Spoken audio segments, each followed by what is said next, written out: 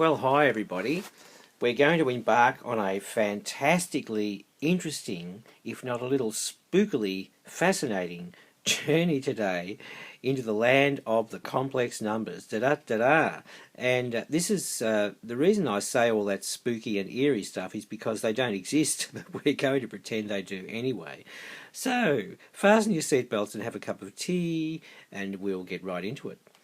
Now, x squared equals minus 1. Well, you might think, well, therefore, what's the solution to x? Well, actually, it doesn't exist. That's the problem. But we are going to, yes, Doctor Who kind of stuff, but never mind, we're going to pretend that it does.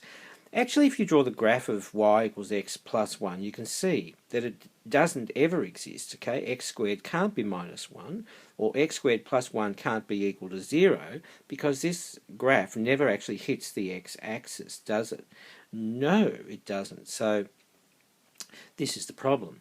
Y is x squared plus 1, and y does not equal 0, therefore there's no x-intercept, and therefore there's no solution to that, to the proposition that x squared plus 1 equals 0. Okay, so if x squared is equal to minus 1, and we just keep going intrepidly, like people in the mathematical past have done, they've created this amazing journey into the land of complex numbers. So you can say that therefore, if x squared is minus 1, x is going to be plus or minus the square root of minus 1, which, as we know, doesn't exist.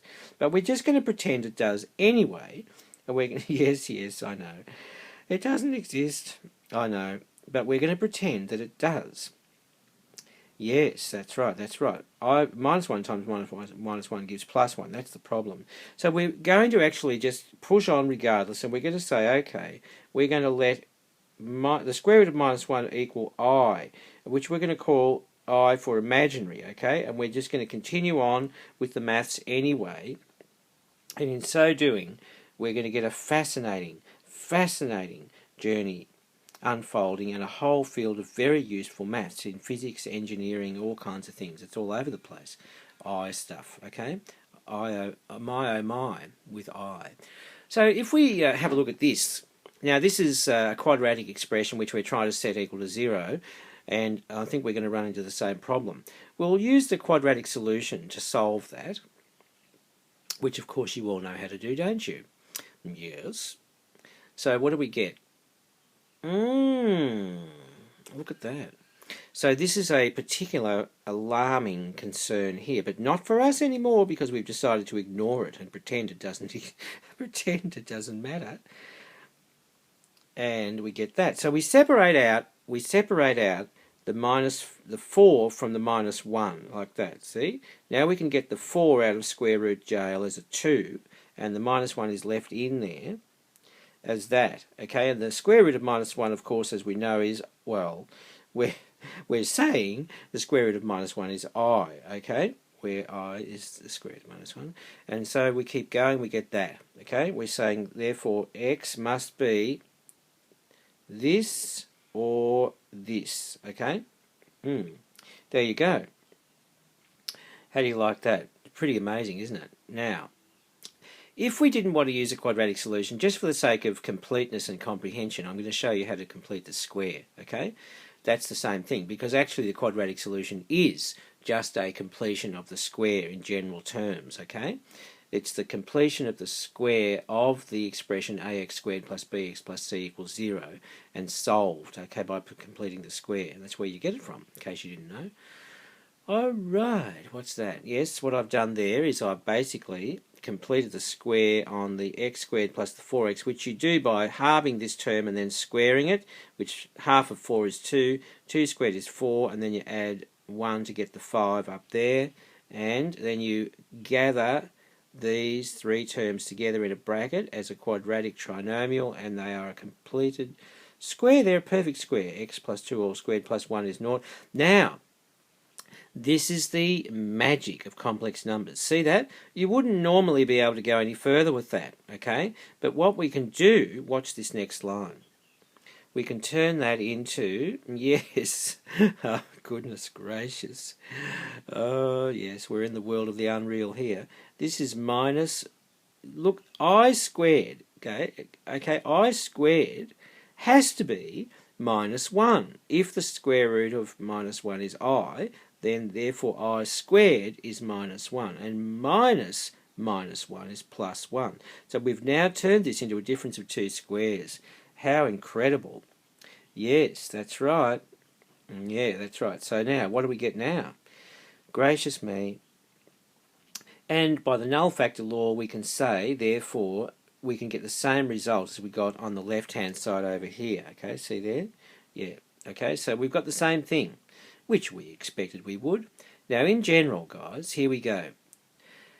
Capital C, okay, uppercase C that's uppercase C, is a set of complex numbers. Z, okay, is x plus iy, where x is defined as the real part and y is defined as the imaginary part of z, not the iy, just this coefficient here, this y term is called the imaginary part, so don't get confused and mix it up with the I bit, okay? X and y are both real numbers. Now, here's the mathematical galaxy of numbers, guys. Here it comes. This is the innermost, the inner sanctum is the natural number set. They're the counting numbers 1, 2, and 3. Okay, they are a special case or a subset of the integers, which include the negatives and 0 whole numbers. Okay, and then outside of those, they are fitting within the set of rational numbers. Okay, rational comes from the word ratio. Okay, where you have whole numbers, one divided by another, which of course n and z are, because they basically are fractions with 1 as a denominator. Outside them you have the reals. They're the ones who don't fit anywhere else, such as the surds and pi and e, the Euler number. And outside them, you have the mysterious world of the complex number, which you never knew about before, but now you do. So check this out. Let's fill in some of these numbers. Natural numbers, 1, 2, and 3 for you and me. Let's put some in, right? Now, here's the integers. Right, they're the negatives and the zeros as well as everything else, yes. So let's put some of them in. There they go. I'm just putting in, you'll notice that I've just put in the negative ones and 0 out here because the other ones are already covered, the natural number ones, okay? They're integers that are just positive ones. You see how it all works? Now, let's do the rational ones now. They're just fractional ones, whole number fractions, both positive and negative. Okay, so we could have those kind of things. Else, and let's put some in. Goodness, look at this. Our solar system, our galactic mathematical system is filling up fast. Now we've got the reals. Okay, they're all the I shouldn't say the weirdos, but they're the ones who don't fit into any other the other categories, such as the surds that can't get out of surd jail, and pi and e, the Euler number. Yeah, here they come. We'll fill some in. Woo! Look at that. Now you'll notice that I've put dear little pi, apple of our eye, in here, and E, the Euler number, that amazing Euler number, okay, in there. Well, with all these other guys that can't get out of surd jail, look at them all. Oh, goodness, poor little beasties. Can't get out of jail. So there we are. And lastly, we've got the complex numbers. The shadowy figures of the outer galactic regions. We should make a movie about them, shouldn't we? So we've got all those. Now let's put some in. Whoa, goodness, I'm getting dizzy, are you? So that's them. Look at them. They're there. They're there. There they are. All this time they were there, but they really kind of aren't there because they don't exist, but we just pretend they do. This is getting so confusing. We're just doing a lap of honour of the complex number set. Yeah? All right, come on, we'll get off this screen now and go somewhere else. I'm getting giddy. Now let's do multiples of I. This is very fascinating. It's actually a sequence which repeats. I'll show you what I mean. I to the 1 is I. Now come on, what's the next line? I squared. What's that? Yes, it's minus 1. Of course it is, because I in and of itself is the square root of minus 1. So if you square I, you must get minus 1, right? What about I cubed? What would that be? Come on. What do you think? Yes, I agree with you. It would be I squared times I, which would be minus 1 times I, which just gets minus I, right? What about I to the 4th? Yes, that's I squared times I squared, isn't it? Which is minus 1 times minus 1, which gets us plus 1. Now, therein lies the sequence. After that, it just starts repeating itself, okay? I to the 5. Well, see, I to the 5 is I to the 4 times I. I to the 6 is I to the 4 times I squared. I to the 7 is I to the 4 times I cubed, and so on. So you just get the same thing repeating, you see? That's I. I to the 6th is I to the 4 times I squared, which is going to be just I squared, which is minus 1, which is what I told you. And I to the 7 is going to be minus I, isn't it? Yes, and I to the 8 will be, yes, it will be 1 times 1, which will get us, what will it get us? It'll get us 1. Excellent. Now, let's just go for a really, yes, and so on. Now, let's go for a really loopy one. Look at that. Now, how would you do that? Well, what I would do is I would see how many multiples of 4 there are in that number. Yes, because every time we do a multiple 4, we get back to 1. So let's divide 5,387 by 4. And what do we get? We get 1,346 and 3 remainder. And the remainder is all that matters. So what is I to the 5,387? It's the same as I cubed, and I cubed is minus I. And there we go, my oh my. Thank you, Mr. Box. It's excellent, isn't it? So now you know what to do with multiples of I, okay? Let's do some consolidation practice on what we've learned so far. Number A today, real part of Z. What is it? Come on, if Z equals x plus I, y, where x and y are both real numbers, right? Okay, so therefore, let's do an example. If Z is 5 minus 8i, what's the real part? Yeah, the real part is just the 5. Thanks, Mr. Box, isn't it? It certainly is. What about B, the imaginary part now? The imaginary part now, don't say minus 8i, please. It's just minus 8. It's just the pronumeral with its plus or minus sign. Thank you, Mr. Box.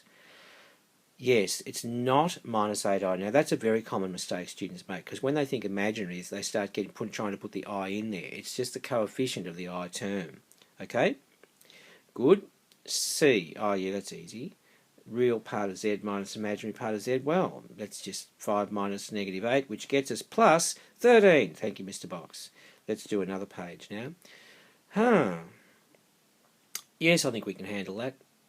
We're just going to do the same thing as we did before. We're going to separate out the minus 11 as 11 times minus 1 and then put them as separate square root terms. And we get that, don't we? Yes, that looks pretty satisfying to me. Thank you, Mr. Box. Yes, root 11i would have been sufficient. You wouldn't have to put the 0 in front, but I'm just being a bit technical there. Righto, what's this one? Simplify that thing. Looks a bit beastly, doesn't it? Well, look, let's do some surgery on the first term in that bracket, this term here, and see what we can do with that. If we take that square root minus 9 term, I'm sure we can do something with that. Now, that thing there, that square root minus 9, would be minus 1 times 9, which of course is 3 squared, okay? So let's see, yes, right? Now, we can just get this thing, this guy can get out of square root jail as just a 3, can't he? Yes, so that, yes, we get that. And now, if we rewrite that as 9i plus 4i, we got 13i, haven't we? Yeah, now we had to square the whole thing. Remember, the square thing was up here, right? So let's square it now. So 13i squared would be 169i squared, wouldn't it? Yeah, and I squared is minus 1, so I think we're going to get minus 169. And thank you, Mr. Box. That was easy, wasn't it? Looked a bit horrible, but hey, they're never horrible. They're okay. Yeah? Good. So, yes, we know that I squared is minus 1. Okay, this one here. What are we going to do with that? Well, if you have a good look at it, you see, look, I think we can match the left-hand side up with the right-hand side, see? If we've got this 4a plus 3, I think that's basically the same as the 7, isn't it? Because it's real. Then we've got the 3b there attached to the I, and over here we've got a 6 attached to the I, haven't we? Yeah, so let's match them up, guys. I think so. I think so. So we can say that, therefore, by equating the coefficients, or e.g. matching them up, we've got 4a plus 3 equals 7, which means... What does it mean? It means 4a is 4, and therefore a equals 1. Well, my goodness. Very easy. And 3b equals 6, therefore b equals 2. And the answer is a equals 1, b equals 2. Mr. Box, thank you. That was easy, wasn't it? Yeah, they're all easy. So now, we've got to show you how to do addition, subtraction, multiplication by a scalar, which is actually very simple. So let's do an example. If Z1 was 2 plus 3i, Z2 is minus 7 minus 11i, what are we got to do? We've got to find that, we've got to find that, and we've got to do that one, which is multiplying by a scalar. Those two and that 2 and 3, they're scalars. A scalar is just a number. Don't get frightened by that term. It's just a number like that. Right? Let's do it. It's easy. So Z1 plus Z2 would be yes, wouldn't it? And we just say that 2 minus 7 is minus 5, and 3 minus 11 is minus 8, so it's minus 5 minus 8i. My oh my, thank you, Mr. Box. Good, that's A done. B, come on, here's B. Now we've got to do Z1 minus Z2, which is just as easy. Just as easy. Easy peasy. Now, what's that going to be? Be careful of the minus sign out the front. That can be a bit horrible if you let that... if you don't do that the right way. So what that'll be plus 7 and plus 11i, won't it? Yeah, so it's 2 plus 7 is 9, 3 plus 11 is 14. Yeah, so Mr. Box, thank you very much, thank you. And we're on a high, my oh my, with all this I. Here's number C. Now this is where we're multiplying by scalars now. 2z1 minus 3z2 is 2 times z1 in brackets minus 3 times z2 in brackets, and what do we get? What are we going to get here? 4 plus 6i plus 21 plus 33i, which I say will be 25 plus 39i. My oh my, thank you, Mr. Box, excellent. Okay, how are you going? You all right? Good. There's just a few more to do, a few more concepts now to cover. Gand diagrams. Now, Gand diagrams are nothing more than an XY Cartesian pictorial representation of a complex number. Now, they are a two-dimensional representation where the real part of Z goes on the horizontal or the X-axis, because after all the real part of Z is the X bit, and the imaginary part goes on the vertical axis, and yes, the imaginary part is the Y bit, if Z is defined as X plus IY, yes? So that makes sense, doesn't it? So what about if we had to represent the following numbers on an Gand diagram? I'll show you. It's easy as. Here's an Gand diagram, guys. Look at this. Now you'll notice the only difference from what you're used to is that instead of writing X here, I write the real part of Z. And over here I write the negative of the real part of Z, and I've put a little dash there to denote that. You can just put minus real part of Z if you want to. Doesn't matter. This is the imaginary part of Z instead of Y, and down here I'm writing the negative of the imaginary part of Z, and I'm putting a dash here. If you want to, again, you can just put minus imaginary part of Z. That doesn't matter. It's the same thing. Now, come on, we'll put them on now. Put some scale on for you. There we go. Now let's put them. We plot them. 2 plus 3i will just be the coordinates 2, 3, but we write it like that. We don't write it as 2, 3. We write it as 2 plus 3i. Okay? Good? Okay, what about minus I? Where does that go? Yes, it goes there. And then we've got minus 4 minus 3i goes there, as we would imagine. Minus 2 goes there. And minus 5 plus I, up in that quadrant, that one goes there. It's easy, isn't it? 3 minus 3i, yes, it's getting boring. And that's where they go. Excellent and very easy. So there's the Gand diagram done. Now this stuff here is how to do geometrical representation of basic operations of complex numbers. It sounds complicated, but it's very easy. I'll show you. Addition of two complex numbers, geometrically done, not algebraically done, okay? Now, it can be done similar to a vector sum, but they aren't vectors, but we just treat them in the same way as we would if we were doing vector sum, using the nose to tail addition. Okay, the complex numbers are treated like position vectors, but they aren't, I have to keep saying that, relative to the origin for the purposes of the addition. Now, just let me show you and you'll get it really, really easily. NB, they are not vectors. I have to stress that a million times. They're not vectors, they're complex numbers. It's just that the geometrical way of adding them, subtracting them, and doing all kinds of things to them is similar to the way you might do vectors, yeah? Right. Okay, we're going to add these two little complex numbers together. We need an Gand diagram, and here it comes. Now, what you do is you basically put these on the Gand diagram like that, and then you basically turn them into little honorary position vectors relative to the origin by drawing a little line from the origin up to the dot representing their coordinate points like that. And then, just in the same way as that you add vectors together, you do the same thing with them. In other words, you add nose to tail of one vector to the other, making a little parallelogram as I'm going to show you, like that. Okay? And the result of the vector addition, or not the vector addition, but the vector addition process, is the diagonal of the parallelogram. And you'll notice that geometrically I've achieved exactly the same result as you would expect, which would be 6 plus 4i. Isn't that amazing? Yeah, so the vector addition in quotes result is the diagonal of the parallelogram formed in the process of adding nose to tail of one vector onto the other, well, one complex number honorary vector onto the other. All right? Do you know what I'm trying to say? I don't want to call them vectors because they're not, okay? But the process is the same.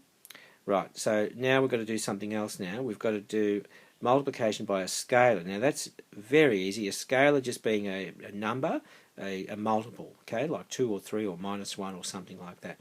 Again, it's achieved by the quote, I should say quote, unquote, vector multiplication of a scalar, same process. So if you had z as 4 plus I, what would 2z be? It would, of course it would be. It would be 8 plus 2i. But, and minus z, now that's interesting, isn't it? That would be minus, open bracket, 4 plus I, close bracket, which when you expand the bracket out, it's minus 4 minus I. Now let's do it on the Gand diagram. Here it comes. Right, now, alright, there's the scale and everything's there. Now, there's 4 plus I written as a little honorary position vector. Now, what would 2z look like on that diagram, geometrically speaking? Yes, it's just going to be exactly twice as long in the same direction as the 4 plus I. Yes? Because the proportions of the real part and the imaginary part remain the same. It's just twice as much for each of them, okay? Alright, so what about minus I? What do you think about that one? Minus z, I mean. Yeah, there it goes. It's going to go exactly the same way as z, but it's going to go in the negative direction, pointing the other way, as it were, okay? There it is, right? So that's how you do those. Now we're going to do subtraction of complex numbers. This is a very ingenious little process. It's hard to get your head around how you subtract things on an Gand diagram with little honorary vector kind of thingies until you realise that this is addition of the negative of the number. That's what subtraction is. First get the negative of the number, then add it. It's the same as subtraction. So that's what we do geometrically. So have a look at that example there. We're going to do it on the Gand diagram. And you will see how amazing it is. Now, there's all my scale. Now, let's put the 4 plus I in. There it is. Now, let's put the 1 plus 4i in. There that is.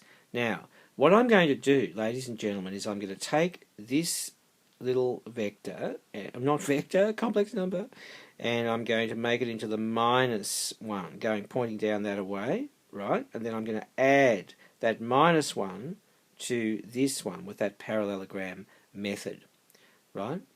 So there it is. That's minus 1 minus 4i, which is the negative of 1 plus 4i. Now I'm going to add this one to this one in a vector kind of addition way. Okay, there, and there's the diagonal, and there's the result. Now, the result to me, what does that point look like? It looks like it looks like 3 minus 3i, doesn't it? Now, is that what we expected? Yes, it is. Algebraically, that's what we would have expected. Isn't that amazing? Yeah, it's 3 minus 3i. So there you go. That's how you do it, guys. That's how you do it. All right, now we're going to do some multiplication of complex numbers, and then we've got one more concept after that, and then we're done. This is a pretty big session. Now, multiplication of complex numbers is very easy. What about if we had that, and Z1 was A plus BI, Z2 was C plus DI. Multiplying them together is exactly the way you would expect in algebra, the way you've learnt to do it. Okay, you just multiply out the brackets. So it's A times C plus ADI plus BCI plus BDI squared. And as you know, I squared is minus 1. So that simply becomes AC minus BD as the real bit of that result, then plus AD plus BC times I. And there you go. Now, let's do a real life example now with some numbers in it instead of pronumerals everywhere. And we get, yes, we get 8 minus 8i minus 10i plus 10i squared, which is minus 10. So therefore that becomes minus 2 minus 18i. My oh my. And there's, thanks Mr. Box, there's the answer, right? Do you see? Good. Now this one, look at this one. That looks a bit different because I haven't got a full complex number like with a real part and imaginary part. It's only got an imaginary part, but no problem, we just multiply it out. Right, so what do we get? We get 14i minus 7i squared, and of course, as you know by now, minus 7i squared is plus 7. So the answer is going to be plus 7 plus 14i. Good. Thanks, Mr. Box. Alright, so now you know what to do. Now you know how to multiply them together. What about I to the 57? Well, we know how to do that. We just do the multiples of 4, don't we? Yes. 57 over 4 is 14 and a quarter, because 14 fours are 56 with one left over, and it's the one left over which gives us the answer to what we're looking for. Okay, so what it is I to the 4 to the 14, which gets us our I to the 56 times I. And really, the bit in the bracket doesn't matter because I to the 4 is 1. 1 to the 14 is 1 times I, so the answer is just going to be I. Great, thank you, Mr. Box. Alright, so that's multiplication done now. Now we've just got to do the one last thing now, the geometrical significance of multiplication of a complex number by I. Don't worry, it's really interesting. It's really interesting. So just check this out. I've got a little example for you to show you, and you'll be surprised by the result. Okay, we take Z is 3 plus 4i. I times Z would be I times 3 plus 4i, which would get us 3i plus 4i squared. And as you know, 4i squared is minus 4, isn't it? So you get minus 4 plus 3i. Now, that's interesting, isn't it? Because like the coefficients swapped around, sort of, you know, and one of them went minus, the 4 went minus, the 3 went on to the I, and it's all kind of like a bit mixed up, isn't it? But geometrically, you watch this, okay? Here comes the Gand diagram. Now, let's just show you something. Here's your 3 plus 4i. That's the original one before we multiplied by I. And here is the result of the multiplication. Minus 4 plus 3i. Now, watch this. Just watch this. A fascinating story unfolds. There, I'm going to call that little angle in there alpha, because I have to have some way of referring to this angle and its sister angle up here, because they have to add up to 90, because this little gremlin here is already 90 and the sum of the angles in a triangle must come up to 180. So therefore that's alpha. This little guy here is 90 minus alpha, yeah? And that's 3 and that's 4, as we know, and on the other side similarly. And I'll put in a few little things in there so I can refer to these triangles. Now, if you have a look at this, this is the most fascinating result has occurred here. You see this triangle here, A, B, O. Now, I've got 3 and I've got 4 and I've got a right angle, okay? Over here, I've got a 3 and I've got a 4 and I've got a right angle. So those triangles are not only similar, SAS, that's side angle side, corresponding sides in the same ratio with the same included angle, but these sides are not only in the same corresponding ratio, they're identical. So what you've got is congruent triangles, okay? So triangles OAB and OCD are congruent, in other words they're identical, yes? Now, the plot thick, except that one's sort of on its end, you know, but they are identical triangles. Hence, we can say that, now what am I saying? ODC, what's that? ODC, so therefore this angle here, ODC, must be the same as alpha, because it's between the 3 and the hypotenuse, and alpha is between this alpha here, this is between the 3 and the hypotenuse. So that beastie over there, he is alpha. He's between the 3 and the hypotenuse. You get it? Alright, so let's put it in. And the other one has to be correspondingly 90 minus alpha. Now, this is really amazing, okay? Yeah, DOB, which is, hang on, DOB. Oh, I said there, DOB is 90. Oh yeah, now what? Now hang on. I've just kind of I'll just go back a little bit here. I don't want to steal my thunder. Now, therefore, this, if this is alpha, this is 90 minus alpha. Now, look at this. Therefore, this plus this must add up to, well, come on, what's alpha plus 90 minus alpha? It's 90. So therefore, if this whole thing here is a straight line along here, therefore this one up here must be 90, mustn't it? It must be 90. Now, not only that, if this is the same length as this one over here, and it moved through 90 degrees, okay? This one here was Z, this one over here is I times Z, and it moved by 90 degrees. So what I'm saying to you is that therefore, because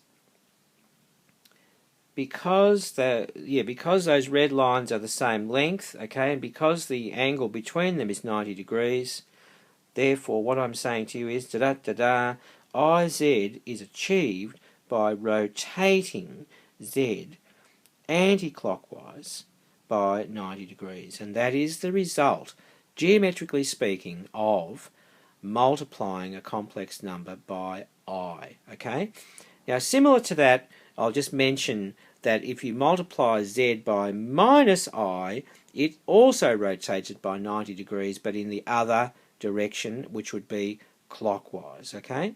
Alright, now, that's that bit done, okay? So just remember, when you multiply a complex number by I, you rotate it by 90 degrees in the anti-clockwise direction. Now, here's some stuff on the calculator just to show you. You can do reals. Real part of a complex number there gets you this result. Gets you 2, yes. And I've done imaginary part of this complex number here. Gets me an imaginary result. Here, minus 3, isn't it? Yeah, not minus 3i. Right, now I've multiplied two complex numbers together on the calculator. No nonsense, no mucking around. Very fast answer is that. And I've also done, for good measure, I to the 5,397, which the calculator just did in a snap. It just gave me I. Okay? So that's good, isn't it? And here's some more for you. What's this? I've multiplied that complex number by I, and I've got an answer there for you. So learn how to do this on your calculator. It's really, really useful. This one here, now, see this? 1 plus I times I to the fourth. Well, as you know, I to the fourth is 1, so it should just get us 1 plus I, shouldn't it? And my, oh my, it does. And last but not least, I've got you 1 plus I times minus I to the fourth. And if, as I said to you, the significance of multiplying by minus I rotates by 90 degrees in the clockwise direction, if we do it 4 times, we'll get back to where we started. And yes, we do. Yes, we do. Goodness, we finished. So there it is. Did you see the light? Yes, it was very bright, and we are right. So thank you so much. That's it. And how long did we go for? 35 minutes. Goodness, we better get out of here. Thank you for listening, and I'll see you next time for the next exciting instalment. Okay? See you later.